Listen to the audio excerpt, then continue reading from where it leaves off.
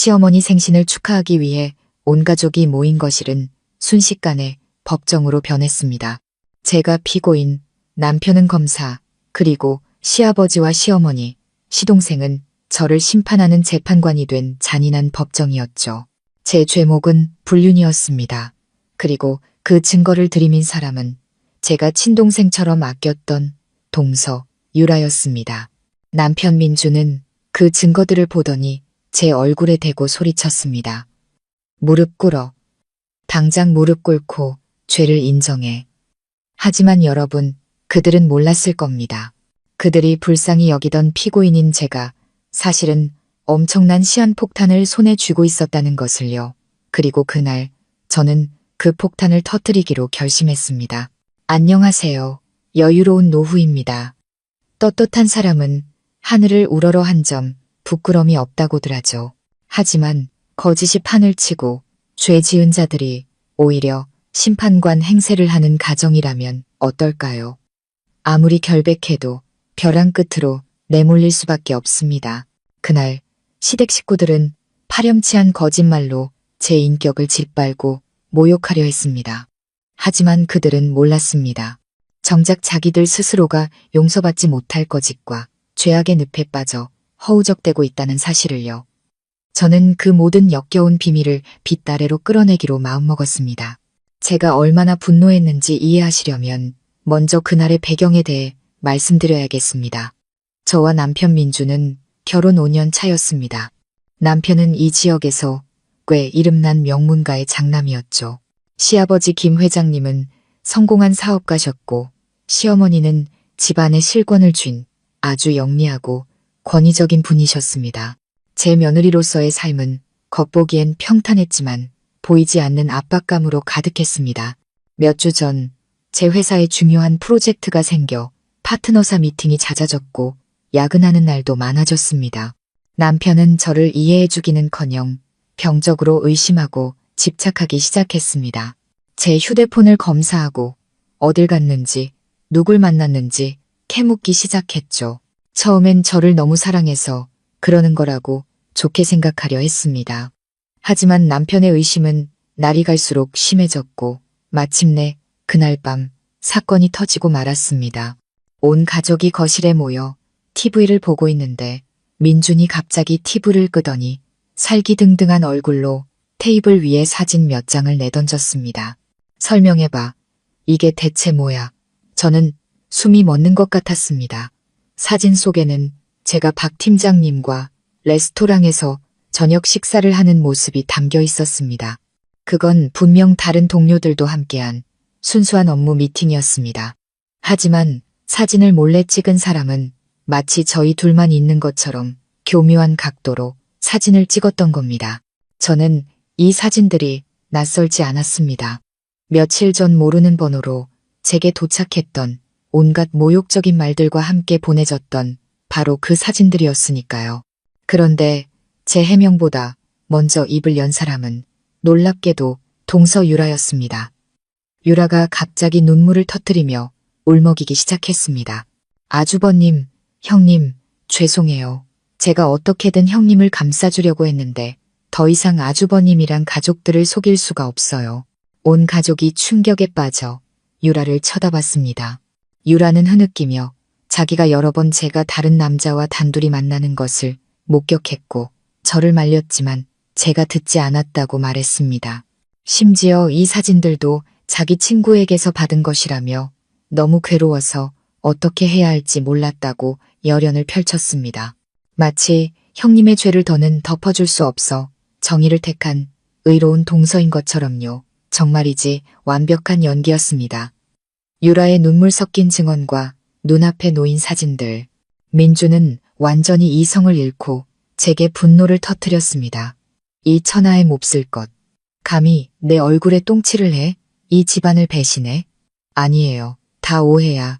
저는 울부짖었습니다. 저분은 내 직장 동료고 이건 동서가 파놓은 함정이라고요. 어디서 동서한테 죄를 뒤집어 씌워 가만히 있던 시어머니가 차가운 목소리로 쏘아붙였습니다. 유라가 얼마나 착하고 형님을 따르는데 그런 짓을 할 리가 없잖니. 네가 저지른 짓은 네가 책임져. 괜히 다른 사람 물고 늘어지지 말고. 내가 사람 보는 눈이 있는데 딱 보니 여우상이더라니. 시아버지 역시 깊은 한숨을 내쉬며 고개를 저었습니다. 정말 실망스럽구나. 서연아, 네가 이럴 줄은 몰랐다. 유라의 남편이자 제 시동생인 민수조차 저를 안타깝다는 듯 쳐다볼 뿐이었습니다. 아무도 저를 믿어주지 않았습니다. 온 가족이 합심해서 저를 벼랑 끝으로 내몰고 있었습니다. 그들은 이미 저를 죄인으로 단정 지은 겁니다. 닥쳐. 남편이 제 울음소리를 덮어버리듯 소리쳤습니다. 증거가 이렇게 버젓이 있는데 어딜 발뺌해? 당신이 그런 여자인 줄은 꿈에도 몰랐어. 남편이 거실 바닥을 손가락으로 가리켰습니다. 무릎 꿇어. 당장 부모님 앞에서 무릎 꿇고 사죄해. 어서 무릎을 꿇으라니요. 제가 저지르지도 않은 죄를 인정하라니요. 이 모욕감은 제가 감당할 수 있는 모든 한계를 넘어섰습니다. 저는 그 자리에 서서 눈물만 흘렸습니다. 분노와 억울함에 온몸이 부들부들 떨렸죠. 하지만 시어머니는 거기서 멈추지 않았습니다. 저렇게 행실이 가벼우니 제가 낳은 아들이라고 우리 집 핏줄이란 보장이 있겠어? 민준아, 당장 지우 데리고 가서 유전자 검사부터 받아.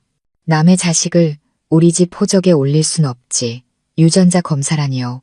그들은 저를 모욕하는 것도 모자라 제 어린 아들, 자신들의 친손자까지 의심하고 있었습니다. 이 순간 제 안에 있던 모든 인내심이 끊어졌습니다. 모든 정과 의리, 존경심이 사라졌죠. 제 눈물이 거짓말처럼 멎었습니다. 고통과 억울함이 있던 자리에 무서울 정도로 차가운 냉정이 들어섰습니다. 좋아요. 제 싸늘한 목소리에 온 가족이 놀란 듯 저를 쳐다봤습니다. 제가 죄를 인정하길 바라시죠? 그렇게 해드릴게요. 하지만 그 전에 온 가족이 함께 영화 한 편을 감상했으면 좋겠네요. 과연 이 집안에서 진짜 죄를 짓고 가문의 명예에 먹칠을 하고 있는 사람이 누구인지 말이에요. 말을 마친 저는 그들이 반응할 틈도 주지 않고 주머니에서 휴대폰을 꺼내 들었습니다. 저는 오랫동안 이 날을 기다려왔습니다. 지난 1년간 저는 끔찍한 비밀을 가슴에 묻은 채 죄책감과 혐오감 속에서 살아왔습니다. 가족이 깨질까봐, 착한 시동생이 상처받을까봐 침묵해왔습니다. 하지만 오늘 그들이 스스로 저를 이 길로 내몰았습니다. 이 시한폭탄의 뇌관을 그들 스스로 누른 겁니다. 저는 익숙한 동작으로 휴대폰을 거실의 대형 스마트 TV에 연결했습니다. 너 지금 뭐 하는 거야? 제 상상 이상으로 침착한 태도에 남편이 당황한 듯 물었습니다. 저는 대답 대신 재생 버튼을 눌렀습니다. 곧 TV 화면에 영상 하나가 나타났습니다. 하지만 그건 영화가 아니었습니다. 몰래 설치된 카메라에 찍힌 영상이었죠. 영상 속 배경은 시아버지의 서재였고 그 안에 두 주인공은 거실을 순식간에 죽음 같은 침묵에 빠뜨렸습니다. 영상 속 남자는 바로 시아버지, 늘 근엄하고 도덕적인 척하던 60대 신사 김 회장님이었습니다. 그리고 그의 몸에 실오라기 하나 걸치지 않은 채 소파에서 엉겨붙어 있는 여자는 바로 조금 전까지 피해자 연기를 하던 순수하고 착한 동서 유라였습니다. 영상은 길지 않았습니다. 고작 몇 분짜리였지만 부도덕하고 역겨운 불륜관계를 폭로하기엔 충분했습니다. 두 사람의 파렴치한 신음소리가 거실 가득 울려 퍼졌고 조금 전까지 열렸던 도덕재판의 엄숙한 분위기와는 극명한 대조를 이루었습니다. 모든 사람의 얼굴이 새하얗게 질렸습니다. 민주는 분노에서 경악으로 그리고 믿을 수 없다는 표정으로 굳어버렸습니다. 그는 TV 화면과 아버지를 그리고 새파랗게 질린 유라를 번갈아 쳐다봤습니다. 유라의 남편 민수는 마치 돌처럼 굳어 움직이지 않았습니다. 그의 선한 눈은 TV 화면에 고정된 채 고통과 배신감으로 가득 차 있었습니다. 그는 지금 자신의 아버지와 아내의 불륜 현장을 목격하고 있는 것이었습니다. 하지만 가장 먼저 무너진 사람은 시어머니였습니다. 시어머니는 평생을 함께한 남편이 자신의 며느리와 정사를 벌이는 모습을 넋놓고 바라봤습니다. 얼굴이 하얗게 질리다 못해 파랗게 변해갔죠. 입을 벌린 채 몇 마디 알아들을 수 없는 소리를 내뱉던 시어머니는 그대로 눈이 뒤집히며 바닥으로 쓰러졌습니다. 엄마, 민준과 민수가 동시에 비명을 지르며 달려갔습니다. 거실은 순식간에 아수라장이 되었습니다. 비명과 울음, 서로를 부르는 소리가 뒤엉켰죠. 그들이 벌인 가정법정은 이보다 더 비극적이고 끔찍할 수 없는 방식으로 막을 내렸습니다.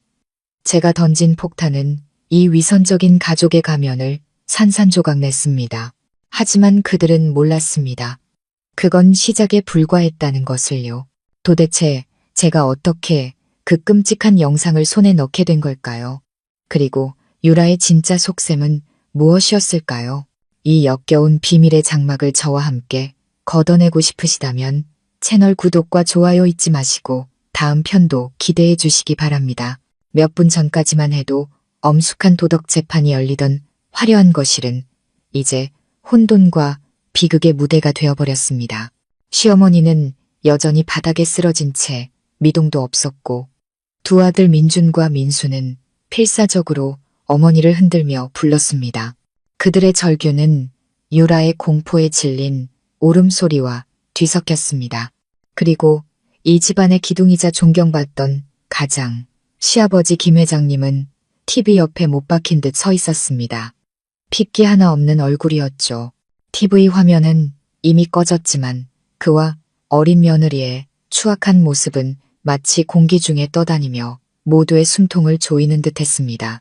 저는 그 폭풍의 한가운데에 서 있었지만 이상하게도 마음은 고요했습니다. 통쾌하지도 기쁘지도 않았습니다. 그저 속부터 썩어 문드러진 이 가족에 대한 깊은 피로감과 씁쓸함만이 느껴질 뿐이었습니다. 많은 분들이 궁금해하실 겁니다. 제가 어떻게 그 끔찍한 영상을 손에 넣었는지 말이죠. 어떻게 며느리라는 사람이 시아버지를 감시하기 위해 카메라를 설치하는 그런 엄청난 일을 저지를 수 있었을까요? 제가 처음부터 이 가족을 의심하고 준비라도 했던 걸까요? 사실대로 말씀드리자면 저는 이 비밀을 아주 오래전부터, 정확히는 1년 전부터 알고 있었습니다. 그리고 그 영상은 제가 복수를 위해 준비한 무기가 아니었습니다. 그것은 시한폭탄이자 지난 365일 동안 저 혼자 끌어안고 끙끙 앓아야 했던 고통 그 자체였습니다. 저는 이 폭탄이 터지지 않기를 바랐습니다. 영원히 어둠 속에 묻히기를 바랐죠. 하지만 저 위선적인 인간들이 그들 스스로 이 폭탄에 불을 붙인 겁니다. 제 기억은 1년 전으로 거슬러 올라갑니다. 그때까지만 해도 저희 가족은 완벽한 행복이라는 가면을 쓰고 있었습니다. 하지만 저는 여자 특유의 직감으로 시아버지와 동서유라 사이에 이상한 기류를 감지하기 시작했습니다. 처음에는 아주 사소하고 은밀한 행동들이었습니다. 유라를 쳐다보는 시아버지의 눈길이 유난히 길게 머문다거나 시아버지와 대화할 때 유라가 곁에 섞인 웃음을 짓는 것, 그리고 시아버지가 너무나 자연스럽게 유라에게 고가의 선물을 사주는 것 같은 일들이었죠. 출장길에 겸사겸사 샀다는 명품 가방, 생일 선물이라며 미리 건넨 다이아몬드 목걸이 같은 것들 말입니다. 시어머니는 아무런 의심 없이 아버님이 막내 며느리를 예뻐하시나 보내라며 오히려 좋아하셨습니다. 남편과 시동생도 그저 아버지가 동서를 아낀다고만 생각했죠. 하지만 저는 무언가 잘못되었다고 느꼈습니다.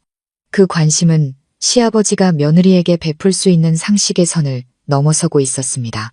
그리고 제 의심이 확신으로 바뀐 것은 어느 날 저녁이었습니다. 온 가족이 외출하고 저 혼자 집에 남아 있었죠. 저는 우연히 시아버지의 서재 앞을 지나가다 살짝 열린 문틈으로 새어나오는 통화 소리를 듣게 되었습니다. 목소리는 매우 작았지만 저는 똑똑히 들을 수 있었습니다. 시아버지는 유라와 통화하고 있었습니다. 그리고 그가 내뱉는 말들은 아버지가 딸 같은 며느리에게 할 수 있는 말이 아니었습니다. 우리 애기, 뭐 하고 있어? 보고 싶어 죽겠네. 오늘 밤에 올 수 있어? 민수 그놈 또 출장 갔다고? 잘 됐네. 여러분, 저는 문 밖에서 그대로 얼어붙었습니다. 귀가 멍멍해졌죠. 그 끔찍한 진실은 제게 너무나 큰 충격이었습니다. 시아버지와 동서라니. 한 분은 아버지처럼 존경해야 할 대상이고 한 사람은 친동생처럼 아꼈던 존재였습니다. 그런 두 사람이 이렇게 배신적이고 부도덕한 짓을 저지르고 있었다니요. 저는 공황 상태에 빠졌습니다. 당장이라도 문을 박차고 들어가 모든 것을 폭로하고 싶었지만 차마 발걸음이 떨어지지 않았습니다. 증거가 없었습니다. 제 말은 아무런 힘이 없었죠. 그들은 분명 잡아뗄 것이고 저는 결국 집안을 망치려는 파렴치한 며느리로 몰릴 것이 뻔했습니다. 그날 밤 저는 한숨도 자지 못했습니다. 어떻게 해야 할지 고민하고 또 고민했죠. 그리고 마침내 대담한 생각이 머리를 스쳤습니다. 증거를 잡아야 한다. 누구도 부정할 수 없는 명백한 증거를요. 다음 날 저는 서재를 청소해드리겠다는 핑계를 대고 펜으로 위장한 초소형 카메라를 책장에 꽂아두었습니다. 시아버지가 늘 앉는 소파를 정면으로 향하게 해서요. 그리고 오래 기다릴 필요도 없었습니다. 며칠 뒤 시어머니가 동호회 모임에 가시고 저와 두 형제가 모두 출근한 어느 평일 낮 그들은 행동을 개시했습니다. 그날 저녁 제가 떨리는 손으로 카메라를 수거해 그 안의 내용을 확인했을 때 제 세상은 무너져 내렸습니다. 그 적나라한 영상과 파렴치한 소리들은 제 상상을 초월할 정도로 끔찍했습니다. 저는 어둠 속에서 얼굴을 파묻고 한참을 울었습니다. 단지 역겨워서 온 것이 아니었습니다. 평생 남편과 자식만을 위해 헌신해온 시어머니가 불쌍해서 울었습니다.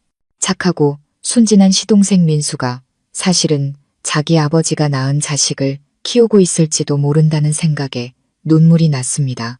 그리고 이거짓과 위선으로 가득 찬 집안에 갇혀버린 제 자신이 처량해서 울었습니다. 모든 것을 폭로하려 했지만 결국 저는 용기를 내지 못했습니다. 저는 두려웠습니다. 이 가정이 산산조각 날까봐, 시어머니가 충격을 감당하지 못하실까봐, 민수가 무너져 내릴까봐 두려웠습니다. 그리고 만약 제가 이 사실을 터뜨린다면 저와 민준의 결혼 생활도 끝장날 것이 두려웠습니다. 저는 침묵을 택했습니다. 저는 그 영상을 USB에 담아 시한폭탄처럼 깊숙이 보관했습니다. 그리고 어쩌면 그들의 한순간 실수였을 거라고, 모든 것이 저절로 제자리로 돌아갈 거라고 스스로를 속였습니다. 제가 침묵하기만 하면 이 가정은 행복이라는 껍데기라도 유지할 수 있을 거라고 어리석게 믿었습니다. 그렇게 저는 1년이라는 시간 동안 고통 속에서 살았습니다. 매일 그들을 마주해야 했고, 부도덕한 시아버지에게 웃으며 인사해야 했고, 위선적인 동서와 친한 척해야 했습니다. 그 고통과 혐오감은 제 마음속에서 종양처럼 매일 자라났습니다.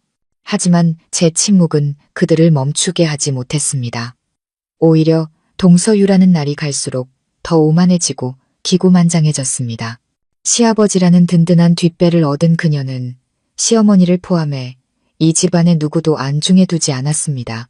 하지만 그녀가 가장 경계하고 질투한 대상은 바로 저였습니다. 저는 그녀가 늘 저를 시기하고 질투한다는 것을 알고 있었습니다. 저는 장남인 민준과 결혼한 맏며느리였고 집안의 모든 기대를 한 몸에 받고 있었죠. 반면 그녀는 착하지만 형보다 조금은 부족하다고 평가받는 둘째 민수와 결혼했습니다. 제가 아무리 그녀에게 잘해주려 노력해도 그녀의 눈빛과 말투에 배어있는 미묘한 질투심을 느낄 수 있었습니다. 그녀는 제 남편이 더 유능하다는 것을 질투했고 제가 시어머니의 사랑을 더 받는 것을 질투했습니다. 그녀는 저를 밟고 올라서서 이 집안의 실질적인 안주인이 되고 싶어 했습니다. 그리고 마침내 시아버지라는 부적을 손에 쥐게 되자 그녀는 행동을 개시한 겁니다. 그녀는 교묘한 이간질과 거짓말로 저희 부부 사이를 갈라놓으려 했습니다. 저는 그녀의 속셈을 훤히 꿰뚫어 보고 있었지만 모르는 척 침묵했습니다. 제가 문제를 일으키면 오히려 의부증에 걸린 형님으로 몰아세울 그녀의 계략에 빠지는 꼴이 될 테니까요. 하지만 제 침묵은 그녀를 더욱 대담하게 만들었고 마침내 그녀는 결정적인 한 방을 날리기로 결심했습니다. 일석이조의 효과를 노린 더없이 악랄한 계획이었죠. 그 계획이 바로 저에게 불륜이라는 누명을 씌우는 것이었습니다. 여러분, 모든 것이 밝혀진 지금에야 저는 그녀의 음모를 완전히 이해하게 되었습니다. 그 계획은 너무나 완벽했습니다. 첫 번째 화살은 저를 겨냥한 것이었습니다. 거짓 증거를 만들어 남편 민준의 질투심을 자극하고 제가 부정한 아내라고 믿게 만드는 데 성공했죠. 그녀는 가부장적이고 다혈질이며 자존심이 강한 민준의 성격을 잘 알고 있었습니다. 작은 불씨 하나만 던져도 숲 전체를 태워버릴 남자라는 것을요. 그녀는 민준이 분노에 찾아와 이혼하고 저를 빈손으로 내쫓기를 바랐습니다. 그렇게 되면 가장 눈에 가시 갔던 저를 제거할 수 있으니까요. 그리고 두 번째 화살은 더욱 중요했습니다. 바로 시선을 돌리기 위한 것이었죠. 자신의 불륜보다 더 크고 시끄러운 스캔들을 만들어내는 것. 온 가족이 저를 심판하는데 정신이 팔려 있을 때 누가 감히 그녀와 시아버지의 은밀한 행동에 신경 쓸 틈이 있었을까요? 제 불륜 스캔들은 그들의 추악한 죄를 가려주는 완벽한 연막이었던 겁니다. 그녀는 치밀하게 계획했습니다. 사람을 고용해 저를 미행하고 애매한 사진들을 찍게 했죠. 그리고 어떤 프로그램을 사용했는지 교묘하게 메시지를 편집해 가짜 증거들을 만들어냈습니다. 그리고는 우연히 이 사실을 발견한 형님의 비밀 때문에 괴로워하는 비련의 여동생 역할을 연기했습니다. 모두를 완벽하게 속인 너무나 정교한 연극이었습니다. 그리고 그녀는 거의 성공할 뻔했습니다. 만약 제게 그 비디오 폭탄이 없었다면, 만약 제가 1년 전에 그 순하고 인내심 많던 서연이었다면 아마 그날 저는 정말로 무릎을 꿇고 온갖 수모를 당하며 그 집에서 쫓겨났을 겁니다. 하지만 그녀는 상상도 못했을 겁니다. 자신이 무시하던 그 형님이 자신의 진짜 모습을 가장 잘 알고 있는 사람이었다는 것을요. 그녀는 저를 피고인으로 만들고 싶었겠지만 결국 부정할 수 없는 죄인이 된 것은 바로 그녀 자신이었습니다. 인과응보란 때로 이토록 아이러니하게 찾아오는 법입니다. 시어머니가 기절하면서 끔찍했던 연극은 잠시 중단되었습니다. 가족들의 경악은 곧 혼란으로 바뀌었죠. 엄마, 정신 좀 차려보세요. 민준과 민수가 소리치며 달려들었습니다. 민준이 어머니를 부축하고 민수는 황급히 구급약을 찾으러 달려갔습니다. 잠시 넋을 잃고 있던 유라도 황급히 달려와 시어머니 옆에서 부채질을 하며 울먹였습니다. 어머니, 정신 차리세요. 어머니. 오직 시아버지만이 꺼진 TV 옆에 미동도 없이 서 있었습니다. 그의 얼굴은 종이장처럼 하얗게 질려 있었고 눈은 여전히 화면에 고정되어 있었죠. 마치 그 추악한 영상이 아직도 재생되고 있는 것처럼요. 그는 아마 자신의 인생에서 가장 어두운 비밀, 그토록 감추고 싶었던 죄가 이렇게 적나라하고 치욕스럽게 폭로되었다는 사실을 믿을 수 없었을 겁니다. 잠시 후 시어머니가 천천히 정신을 차렸습니다. 시어머니는 초점 없는 눈으로 허공을 바라보다가 바로 옆에 있는 유라의 얼굴을 보고는 끔찍한 기억을 떠올렸습니다. 하지만 이번에는 소리를 지르거나 욕을 하지는 않았습니다. 그저 조용히 몸을 일으켜 앉아 자신의 남편을 뚫어져라 쳐다볼 뿐이었습니다. 그 눈빛에는 고통과 실망, 그리고 말없는 질문이 담겨 있었습니다. 그리고 그 침묵은 그 어떤 분노보다 더 무서운 것이었습니다. 그것은 두 죄인 사이의 추악한 이전 투구의 서막을 알리는 신호탄이었죠. 시아버지는 아마 그 눈빛을 견딜 수 없었을 겁니다. 그가 먼저 입을 열었습니다. 하지만 사과의 말이 아니었습니다. 변명과 책임 회피였죠. 그는 겁에 질려 몸을 웅크리고 있는 유라를 손가락으로 가리키며 억울하다는 듯 소리쳤습니다. 여보, 그런 눈으로 날 보지 마. 내 잘못이 아니야.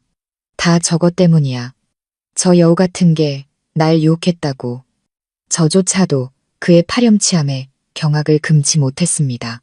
나는 나이도 있고 가끔 마음이 약해질 때가 있어. 그는 계속해서 불쌍한 피해자 연기를 이어갔습니다. 저게 당신이 없을 때 내 외로움을 파고들었어.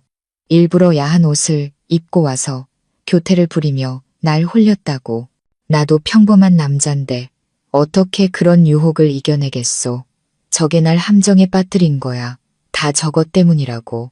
그는 일말의 망설임도 없이 자신의 불륜 상대이자 며느리인 유라에게 모든 죄를 뒤집어 씌웠습니다. 스스로를 불쌍한 남자, 여우에게 홀린 피해자로 만들어 아내와 자식들의 용서를 구하려 한 것입니다. 하지만 유라도 순순히 당하고만 있을 어린 양이 아니었습니다. 벼랑 끝에 몰리고 믿었던 정부에게 배신당하자 그녀의 본능적인 자기방어 기제가 발동했습니다. 그녀는 더 이상 울며 매달리지 않았습니다. 유라는 벌떡 일어나 시아버지의 얼굴을 마주보며 앙칼지게 소리쳤습니다. 지금 뭐라고 하셨어요? 제가 아버님을 유혹했다고요? 아버님, 사람이세요? 뭐야? 이 기집애가 감히 나한테 대들어.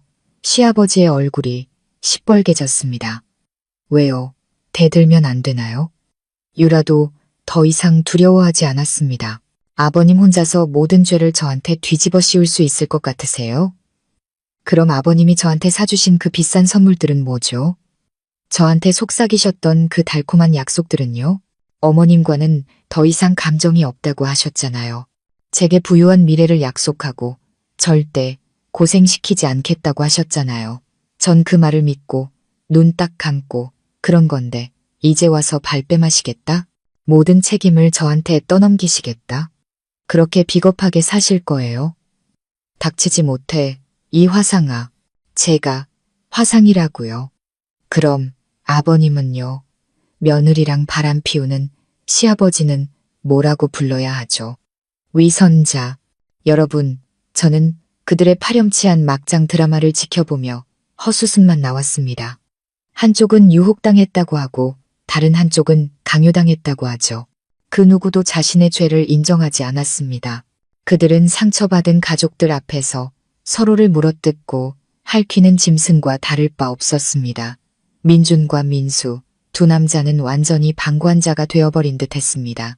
그들은 그저 아버지와 어머니 그리고 아내가 서로를 향해 욕설을 퍼붓는 모습을 넋놓고 바라볼 뿐이었습니다. 민준의 얼굴에는 수치심과 무력감이 가득했고 민수의 눈은 텅 비어 있었습니다. 그는 존경했던 아버지와 사랑했던 아내를 번갈아 쳐다봤습니다. 그의 세상은 완전히 무너져 내린 겁니다. 그리고 남편과 며느리의 대화를 모두 들은 시어머니는 이것이 단순한 하룻밤의 실수가 아니라는 것을 깨달은 듯 했습니다. 오랫동안 계획적으로 이어진 배신이라는 것을요. 시어머니의 분노가 다시 한번 폭발했습니다. 그리고 이번에는 명확한 목표가 있었습니다. 시어머니의 분노는 더 이상 막연한 고통이 아니었습니다. 그것은 구체적인 증오로 변했고 그 증오의 화살이 향한 곳은 자신을 배신한 남편이 아니라 젊고 아름다운 며느리 유라였습니다. 아마도 나이든 여성의 입장에서 남편의 외도는 고통스러운 일이지만 딸 같은 어린 여자에게 남편을 빼앗겼다는 것은 참을 수 없는 치욕이었을 겁니다. 이 여우 같은 것. 시어머니는 소리를 지르며 유라에게 달려들었습니다. 내가 너를 죽여버릴 거야. 네가 감히 우리 집안을 망쳐. 그 순진한 얼굴로 내 남편을 꼬드겨. 시어머니는 남편의 변명을 완전히 믿어버린 겁니다. 모든 죄를 유라에게 떠넘기고 그녀를 가정을 파괴한 악마로 만들어버린 거죠.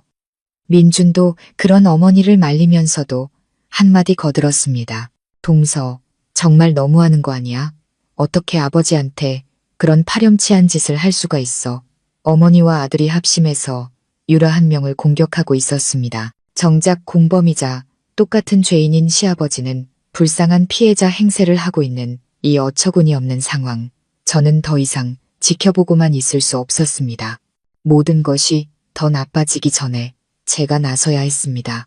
저는 그들이 계속해서 이 말도 안 되는 책임 전가 연극을 하도록 내버려 둘 수 없었습니다.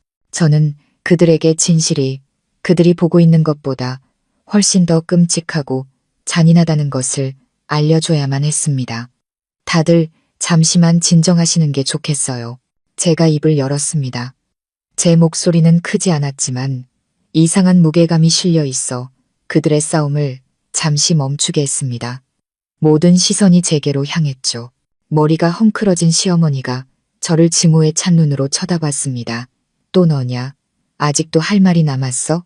이제 만족하니? 아니요, 어머님. 저는 싸늘하게 대답했습니다. 진짜 하이라이트는 아직 시작도 안 했는걸요. 어머님은 동서가 아버님을 유혹했다고 믿고 계시죠. 하지만 이 이야기에는 더 불쌍한 피해자가 한 명 더 있어요. 저는 여전히 넋을 잃고 서 있는 민수를 쳐다봤습니다. 바로 민수 씨예요. 민수 씨는 아내와 아버지에게 배신당했을 뿐만 아니라 아마 자기 아버지가 낳은 아들을 키우고 있는 걸지도 몰라요.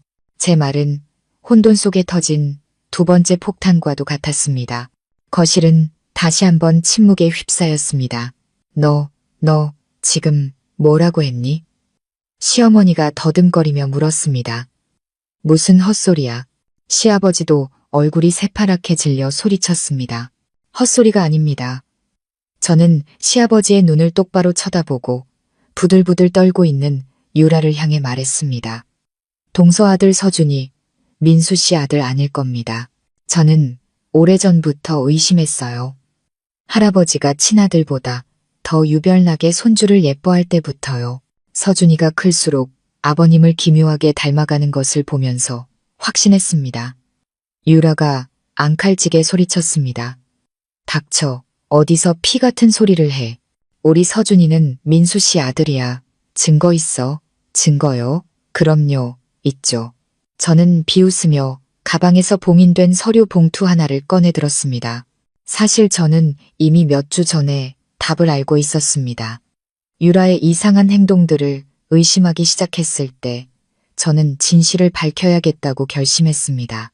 저는 서준이가 자고 있을 때 몰래 머리카락을 그리고 시아버지의 빗에서 머리카락을 채취했습니다.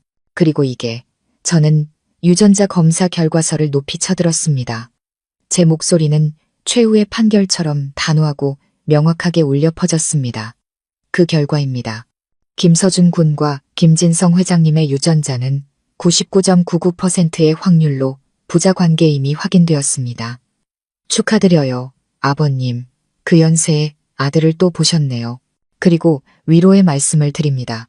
민수 씨. 그렇게 애지중지 키우던 아들이 사실은 아버지가 다른 동생이었네요. 두 번째 폭탄, 최후의 파괴 폭탄이 마침내 터졌습니다. 그리고 이번에는 한 사람만 쓰러지지 않았습니다. 이 위선적인 가족 전체를 산산조각내고 잿더미로 만들어버렸습니다.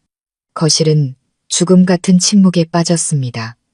모두가 충격에 빠져 한마디도 하지 못했죠. 시아버지와 유라의 얼굴은 시체처럼 하얗게 질렸습니다.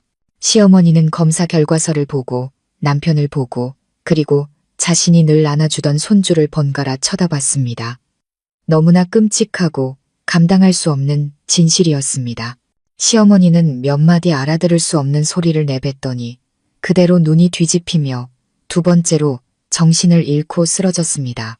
제 손에 들린 유전자 검사 결과서는 이미 썩어 문드러진 이 가족이라는 나무에 내리꽂힌 마지막 벼락과도 같았습니다. 거실은 혼돈과 싸움 대신 그보다 더 무서운 침묵, 완전한 붕괴의 침묵에 휩싸였습니다. 시어머니는 두 번째로 정신을 잃었지만 이번에는 아무도 달려가지 않았습니다. 시어머니의 귀한 아들 민주는 그저 그 자리에 못 박힌 듯 서서 검사 결과서만 뚫어져라 쳐다볼 뿐이었습니다. 아직도 그 끔찍한 진실을 믿을 수 없다는 듯이요. 그의 얼굴은 분노로 붉어졌다가 수치심과 굴욕감으로 새파랗게 변했습니다. 그는 아버지의 죄뿐만 아니라 자기 자신에게도 수치심을 느꼈을 겁니다. 맹목적으로 아내를 의심하고 폭력을 휘두르고 모욕을 주고 심지어 자기 아들의 유전자 검사를 요구했던 자기 자신. 정작 자신의 가족이 이토록 추악한 거짓과 부도덕의 소굴이었다는 사실 앞에서요. 두 죄인 시아버지와 유라는 더 이상 연기를 할 기력조차 남아있지 않았습니다. 그들은 심판을 기다리는 죄수처럼 몸을 웅크리고 서 있을 뿐이었습니다. 동영상은 그들의 죄를 폭로했지만 이 유전자 검사 결과서는 그들의 사형 선고나 다름없었습니다. 모든 변명과 책임 전가의 문을 닫아버리는 차갑고 반박할 수 없는 과학적 증거였으니까요. 그들이 단순한 불륜 관계가 아니라 그 죄의 결과물인 무고한 아이까지 만들어냈다는 증거였습니다. 하지만 가장 처참하게, 가장 비극적으로 무너져 내린 사람은 바로 민수였습니다. 착하고 유순했던, 늘 현실에 안주하며 아버지와 아내를 절대적으로 믿었던 시동생. 그는 처음부터 끝까지 그림자처럼 조용히 서 있었습니다. 하지만 마지막 진실을 듣게 되었을 때 자신이 바보가 되었고 아버지와 아내 모두에게 속아 사실상 아버지의 자식을 키워왔다는 것을 알게 되었을 때 그의 내면에 억눌려 있던 모든 것이 폭발했습니다. 으악. 그는 극한의 고통을 겪는 짐승처럼 미친 듯이 소리쳤습니다. 늘 선했던 그의 눈은 이제 분노와 고통의 핏발로 가득했습니다. 그는 더 이상 자신을 통제하지 못했습니다. 유순했던 그 남자가 태어나서 처음으로 폭발한 겁니다. 그는 유라에게 달려들어 인정사정 없이 뺨을 내리쳤습니다. 민준이 제게 그랬던 것보다 훨씬 더 강력한 딱이었습니다. 이 더러운 것, 이 거짓말쟁이. 유라는 바닥에 쓰러져 얼굴을 감싸 쥔 채 비명을 질렀습니다. 하지만 민수는 멈추지 않았습니다. 그는 몸을 돌려 부도덕한 아버지에게 달려들었습니다. 당신, 사람이야. 그는 시아버지의 멱살을 잡고 주먹을 휘둘렀습니다. 그때서야 정신을 차린 민준이 황급히 달려와 동생을 말렸습니다. 민수야, 그만해. 이러지 마. 거실은 다시 한번 아수라장이 되었습니다. 민준의 외침, 유라의 울음소리, 집기가 부서지는 소리, 그리고 짐승처럼 으르렁거리는 민수의 소리가 뒤엉켰습니다. 저는 아들 지우를 품에 꼭 안고 구석으로 물러섰습니다. 이 난장판에 잠이 깬 아들이 겁에 질려 울먹이기 시작했죠. 저는 아들의 눈을 가렸습니다. 이 콩가루 집안의 처참한 광경을 보여주고 싶지 않았습니다. 마음속 깊은 곳에서 연민이 솟구쳤습니다. 무고한 피해자 민수에 대한 연민, 그리고 어른들의 죄에 휘말린 두 아이, 지우와 서준이에 대한 연민이었습니다. 한참 후 지쳤는지 민수가 아버지를 놓아주었습니다. 그는 더 이상 아무 말도 하지 않았습니다. 그는 비틀거리며 아무것도 모른 채 아기 침대에서 잠들어 있는 서준이에게 다가갔습니다. 민수는 자신이 그토록 사랑했던 자신의 친아들이라고 믿었던 그 아이를 한참 동안 내려다봤습니다. 그리고는 천천히 무릎을 꿇고 아기 침대에 머리를 기댄 채 앙상한 어깨를 들썩이며 울기 시작했습니다. 그것은 아내, 자식, 그리고 존경했던 아버지에 대한 믿음과 가족 전체를 잃어버린 한 남자의 눈물이었습니다. 그들의 붕괴는 더 이상 되돌릴 수 없는 완전한 것이었습니다. 명문가라는 허울 좋은 가면은 벗겨지고 뿌리부터 썩어 문드러진 추악한 민낯만이 남았습니다. 부도덕한 아버지, 맹목적인 어머니, 폭력적인 장남, 교활한 며느리, 그리고 산산조각 난차남. 저는 전쟁터처럼 변해버린 거실을 둘러보았습니다. 더 이상 이곳에 저를 붙잡아 둘 것은 아무것도 없었습니다. 이 집은 더 이상 가정이 아니었습니다. 거짓과 죄악이 남긴 잿더미일 뿐이었죠. 그 혼돈과 파괴의 현장에서 유일하게 평정을 유지하고 있는 사람은 저였습니다. 더 이상 분노도 통쾌함도 느껴지지 않았습니다. 극한의 피로감만이 저를 짓눌렀습니다. 단 1초도 더 이곳에 머물고 싶지 않았습니다. 이들과 같은 공기를 마시고 싶지 않았죠. 떠나야 할 때였습니다. 저는 조용히 아들을 달래 방으로 데려가 문을 닫았습니다. 아직도 아래층에서 들려오는 희미한 싸움 소리를 아이가 듣지 않기를 바랐습니다. 아이가 다시 잠든 것을 확인한 후 저는 짐을 싸기 시작했습니다. 이번에는 더 이상 몰래 하는 준비가 아니었습니다. 당당하게 떠날 수 있었습니다. 저는 큰 캐리어를 꺼내 저와 지우의 옷을 담기 시작했습니다. 차분하고 신중하게 하나하나 짐을 쌌습니다. 모든 물건에는 추억이 깃들어 있었지만 이제 그 추억들은 따뜻함 대신 씁쓸한 아이러니만을 상기시킬 뿐이었습니다. 결혼기념일에 남편이 사준 원피스, 처음 인사드리러 올 때 신었던 구두, 모든 것이 거짓된 연극의 일부였습니다. 저는 그들이 준 것은 아무것도 가져가지 않았습니다. 오직 저와 제 아들의 것, 저만의 소중한 물건들만 챙겼습니다. 그리고 화장대 위에는 결혼 반지와 함께 제가 오래전에 미리 작성해 두었던 이혼 서류를 올려두었습니다. 약 1시간 후 짐 정리를 마친 저는 아들의 손을 잡고 아래층으로 내려갔습니다. 거실은 조금 조용해져 있었습니다.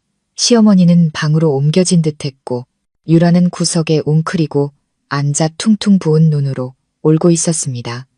시아버지와 민주는 소파양 끝에 앉아 서로를 쳐다보지도 않았습니다. 두 사람의 얼굴에는 깊은 피로와 패배감이 서려 있었죠. 민수는 보이지 않았습니다.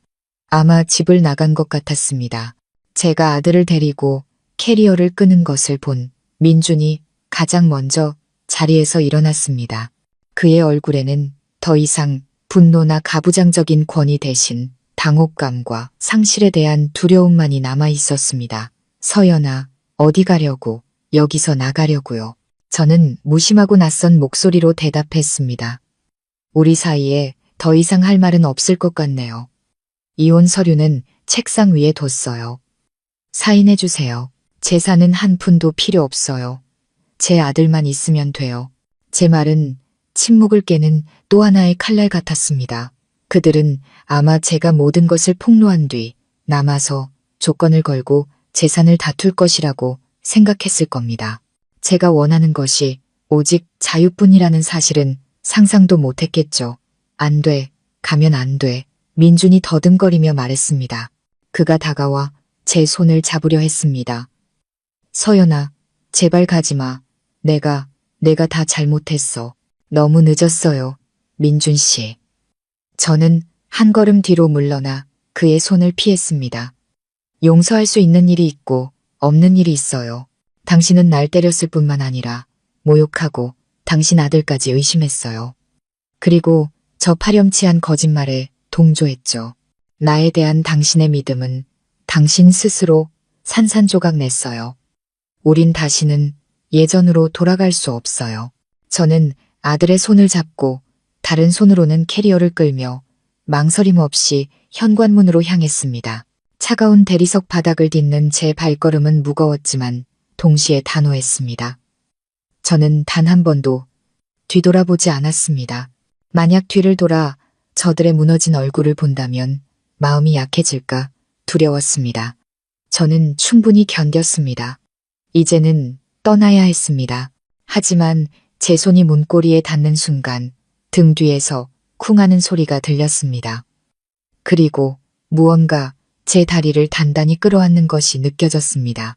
서연아, 가지마. 제발 날 버리지 마. 돌아보니 민준이었습니다. 그는 제 발치에 엎드려 있었습니다. 그 오만하고 가부장적이던 남자가 지금 제 다리를 붙잡고 무릎을 꿇고 있었습니다. 그의 얼굴은 눈물로 범벅이 되어 있었죠. 그는 어린아이처럼 소리내어 울었습니다. 미안해. 정말 미안해. 서연아. 그가 고개를 들었습니다. 그의 붉은 눈에는 후회와 절망이 가득했습니다. 내가 다 잘못했어. 내가 몹쓸 남편이었고 못난 아빠였어. 내가 눈이 멀었어. 어리석었어. 당신을 믿지 못하고 상처를 줬어. 제발 날 용서해줘. 한 번만, 딱 한 번만 마지막 기회를 줘. 다시 시작하게 해줘. 응? 여러분, 저는 그 광경 앞에서 할 말을 잃었습니다. 제 얼굴을 가리키며 무릎 꿇으라고 소리치던 그 남자가 이제는 제 발 아래 무릎을 꿇고 용서를 빌고 있었습니다. 너무나 갑작스럽고 너무나 아이러니한 변화였습니다. 저는 그의 눈물이 거짓이 아니라는 것을 알 수 있었습니다. 아버지와 동서의 진실, 그리고 아내와 아들을 잃을지도 모른다는 공포가 그를 완전히 무너뜨린 겁니다. 그는 진심으로 뉘우치고 있었습니다. 아빠가 우는 모습을 본 아들 지우도 겁을 먹고 울먹이기 시작했습니다. 아빠, 울지 마. 엄마, 아빠, 왜 그래? 아들의 순진한 목소리가 제 상처투성이 마음의 수천 개의 바늘처럼 밝혔습니다. 저는 어떻게 해야 할까요?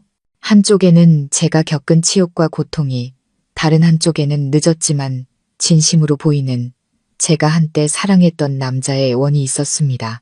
제 심장이 두 갈래로 찢어지는 것 같았습니다. 시아버지와 유라는 여전히 거실에 시체처럼 앉아 있었습니다. 그들은 아무 말도 하지 않고 그저 이 상황을 지켜볼 뿐이었습니다. 아마 속으로는 제가 마음이 약해져서 이 가정이 완전히 박살나는 것만은 막아주기를 바라고 있었을 겁니다. 우선 일어나요, 민준 씨. 제 목소리가 약간 떨렸습니다. 천천히 얘기해요. 아이가 놀라잖아요. 제 말에 민준의 눈에 희망의 빛이 스쳤습니다. 그는 황급히 일어났지만 제 손을 놓지는 않았습니다. 이제 안 가는 거지, 서연아. 날 용서해 주는 거지. 저는 그 질문에 대답하지 않았습니다. 그저 그의 손을 부드럽게 떼어낼 뿐이었죠. 저는 모든 감정이 뒤엉킨 이 순간 결정을 내릴 수 없다는 것을 알았습니다. 시간이 필요해요. 당신도 마찬가지일 거예요. 오늘은 일단 갈게요. 저와 당신, 우리 모두에게 생각할 시간이 필요해요. 저는 그의 대답을 기다리지 않고 아들을 데리고 캐리어를 끌고 문 밖으로 나섰습니다. 이번에는 그가 막지 않았습니다. 그는 그저 무력하게 아내와 아들의 뒷모습이 문 뒤로 사라지는 것을 지켜볼 뿐이었습니다. 저는 멀리 가지 않았습니다. 친한 친구 집에 아들을 데리고 가 며칠만 신세지기로 했습니다. 모든 것을 정리하고 생각할 조용한 공간이 필요했습니다. 그 후 며칠은 제 인생에서 가장 긴 시간이었습니다. 민주는 끊임없이 전화하고 문자를 보냈습니다. 더 이상 협박이나 거짓된 회유가 아니었습니다. 진심 어린 후회의 말들이었습니다. 그는 자신이 겪는 고통과 죄책감에 대해 털어놓았습니다. 잠을 이룰 수 없다고 눈을 감으면 제 뺨을 때리던 자신의 모습과 아버지와 동서의 추악한 모습이 떠오른다고 했습니다. 병원에 계신 어머니를 뵙고 왔다고도 했습니다. 시어머니는 정신을 차린 후 더 이상 소리치지 않고 그저 누워서 눈물만 흘리고 계신다고 했습니다. 충격이 너무 커서 순식간에 10년은 늙어버린 것 같다고요. 그리고 아버지와 동생을 어떻게 대해야 할지 모르겠다고도 했습니다. 이제는 아무도 서로의 얼굴을 쳐다볼 수 없는 가족이 되어버렸다고요. 그리고 그는 제게 돌아와 달라고 애원했습니다. 지금 이 가정을 구할 수 있는 사람은 저뿐이라고 했습니다. 그가 변하겠다고 약속했습니다. 더 이상 유약하게 굴지 않고 저를 지켜주겠다고 했습니다. 과거의 죄는 모두 잊고 우리 셋만의 새로운 가정을 꾸리자고 했습니다. 여러분, 저는 흔들렸습니다. 정말로 흔들렸습니다. 저 역시 아들에게 온전한 가정을 만들어주고 싶은 평범한 여자였으니까요. 그의 진심 어린 후회를 보며 제 마음 한구석이 약해졌습니다. 그에게 한 번 기회를 줘볼까, 아들을 위해서라도 돌아가 볼까 생각했습니다. 저는 거의 설득당할 뻔했습니다. 돌아가서 그와 함께 이 어려움을 헤쳐나가야겠다고 생각했죠. 하지만 마지막 하나의 사건이 제게 단호한 결정을 내리게 만들었습니다. 제가 집을 나온 지 사흘째 되던 날, 모르는 번호로 전화 한 통을 받았습니다. 전화를 받자 수화기 너머에서 망설이는 듯한 젊은 여자의 목소리가 들려왔습니다. 여보세요. 혹시 민준 씨 아내분 서연 씨 되시나요? 네, 맞는데요. 누구시죠? 저는 경계하며 물었습니다. 저는 유라의 친한 친구 지안이라고 해요. 유라? 저는 미간을 찌푸렸습니다. 저한테 무슨 일로 전화하셨죠? 네, 지금 제가 전화드리는 게 실례인 건 알지만 정말 형님께서 꼭 아셔야 할 일이 있어서요. 그 불륜 사진들에 관한 일이요. 심장이 쿵 내려앉았습니다. 말씀해 보세요. 그리고 그 여자는 제게 진실을 말해 주었습니다. 제가 가장 끔찍한 악몽 속에서도 상상하지 못했던 진실을요. 그녀는 유라의 부탁을 받고 저를 모함하는 모든 연극을 함께 꾸민 사람이었습니다. 그녀의 말에 따르면 유라는 돈을 주고 사람을 고용해 저를 미행하고 사진을 찍게 했습니다. 그리고 유라가 직접 프로그램을 이용해 메시지 내용을 조작하고 교묘하게 증거들을 만들어냈다고 했습니다. 심지어 저와 민준에게 그 사진들을 보낸 익명의 번호까지 모두 유라가 꾸민 짓이었습니다. 정말 죄송해요, 형님. 수학이 넘어 그녀의 목소리는 후회로 가득했습니다. 그때는 그냥 친구 좀 도와주는 거라고 간단하게 생각했어요. 유라가 형님이 자기를 못 살게 군다고 그냥 겁만 좀 주려는 거라고 했거든요. 일이 이렇게까지 커질 줄은 몰랐어요. 요 며칠 뉴스에서 형님 댁 얘기를 보고 양심의 가책을 너무 많이 느꼈어요. 더 이상 침묵할 수가 없었어요. 정말 죄송합니다. 형님, 1000번 만번 죄송합니다. 전화를 끊고 온몸이 차갑게 식었습니다. 이제야 모든 것을 알게 되었습니다. 그 불륜 소동은 남편이 질투심에 눈이 멀어버린 우발적인 행동이 아니었습니다. 착한 동서 유라가 처음부터 끝까지 치밀하게 계획하고 연출한 음모였던 겁니다. 하지만 저를 가장 고통스럽게 한 것은 유라의 악랄함이 아니었습니다. 바로 남편의 어리석음과 맹목적인 믿음이었습니다. 어떻게 남편이라는 사람이 5년을 함께 산 아내보다 조작된 사진 몇 장과 메시지 몇 줄을 더 쉽게 믿을 수 있었을까요? 어떻게 단 한순간의 의심도 없이 저를 죄인으로 몰고 모욕하고 심지어 폭력까지 휘두를 수 있었을까요? 아마 그의 마음 깊은 곳에는 저에 대한 믿음이 애초에 없었던 것은 아닐까요? 아니면 한 남자의 가부장적인 권위와 자존심이 그의 모든 이성을 마비시킨 걸까요? 저는 답을 찾았습니다. 그리고 제 마음속의 망설임은 완전히 사라졌습니다.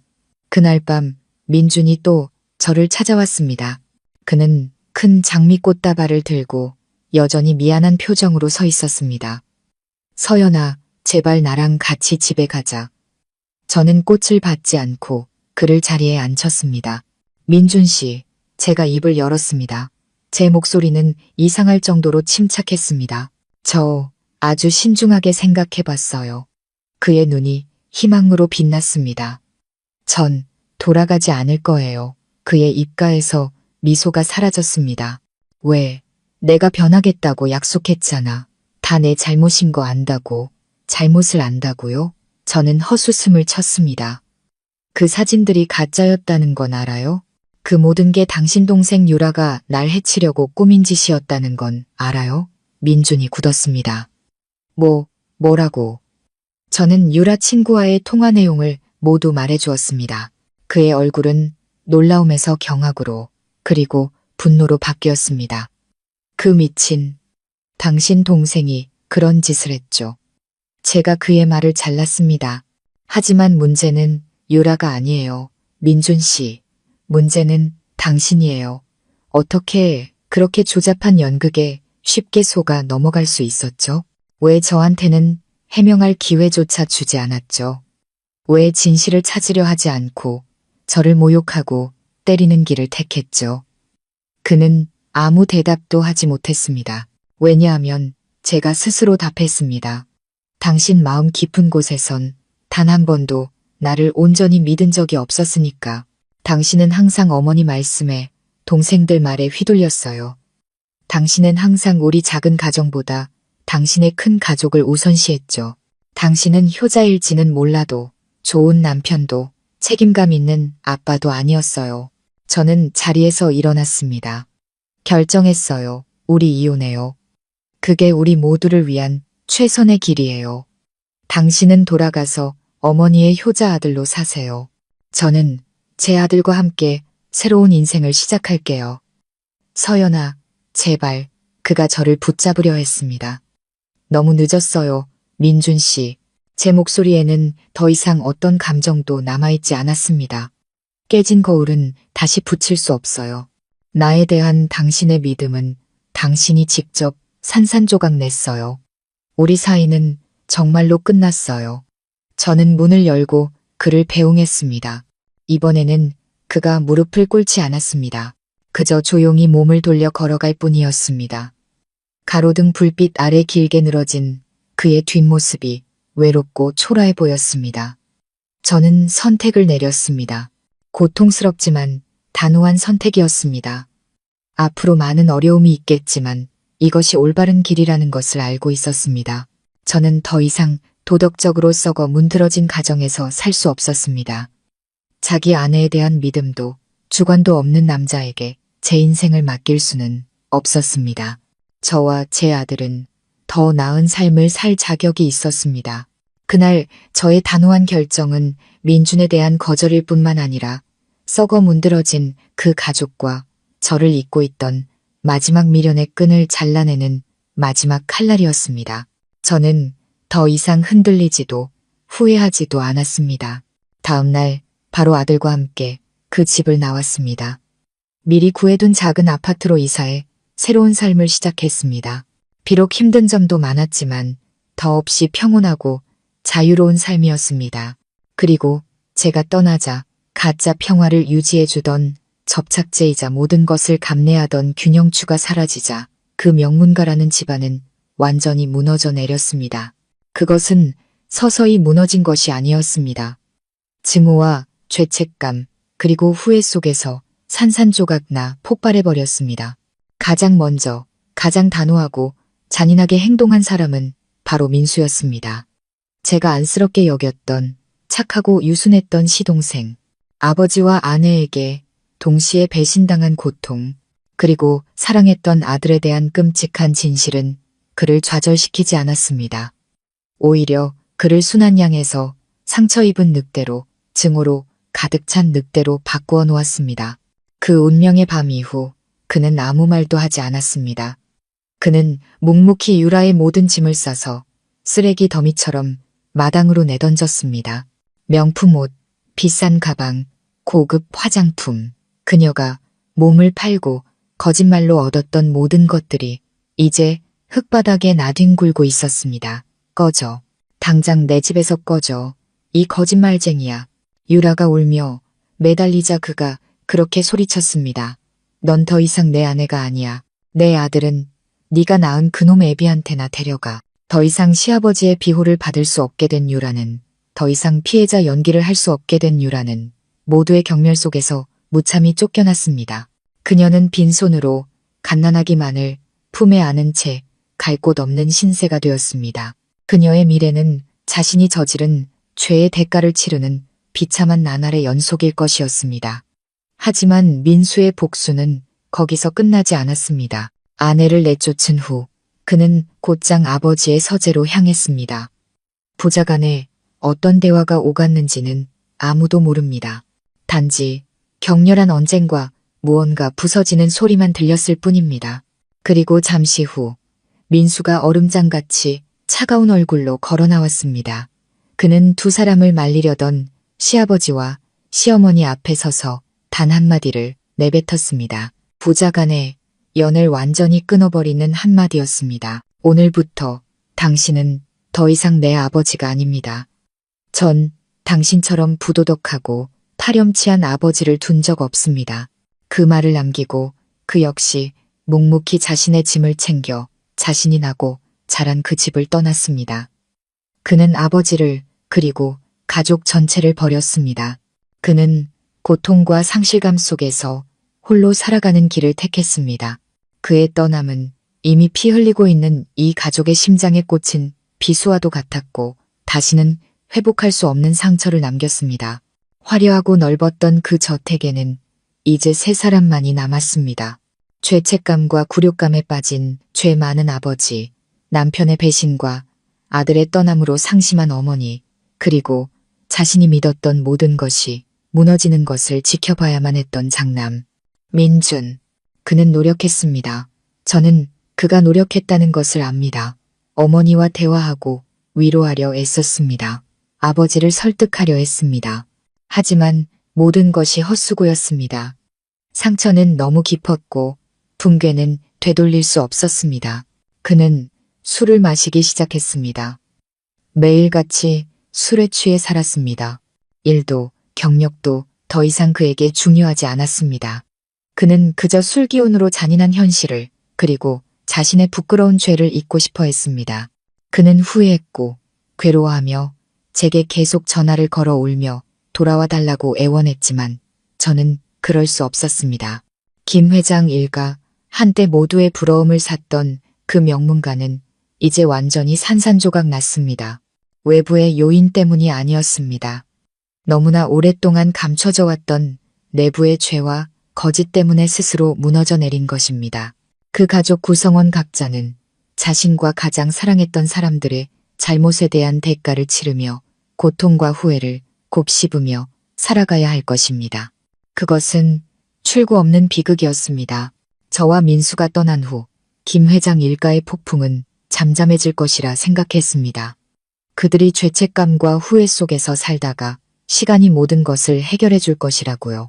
하지만 저는 또다시 인간의 마음, 특히 극한의 상처를 입은 여자의 마음이 얼마나 복잡한지 과소평가하고 있었습니다.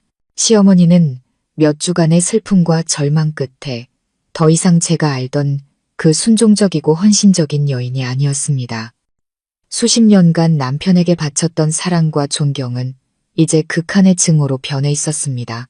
그녀는 남편이 자신을 치욕스럽게 배신한 것뿐만 아니라 자신이 그토록 어리석게도 평생을 함께한 남자의 진짜 얼굴을 알아보지 못했다는 사실에 분노했습니다. 그리고 그 증오는 그녀를 불쌍한 피해자에서 복수심에 불타는 전사로 바꾸어 놓았습니다. 그녀는 더 이상 침묵하며 고통받지 않기로 결심했습니다. 그녀는 자신을 위한 정의를 되찾기로 했습니다. 자신의 사랑과 희생을 짓밟은 그 남자에게 톡톡히 대가를 치르게 해주기로요. 그리고 그렇게 그 집안의 잿더미 위에서 새롭고 잔혹한 법정 전쟁이 시작되었습니다. 시어머니는 이 도시에서 가장 유명한 로펌과 비밀리에 접촉했습니다. 아들 민준에게도 알리지 않고 혼자서 움직였습니다.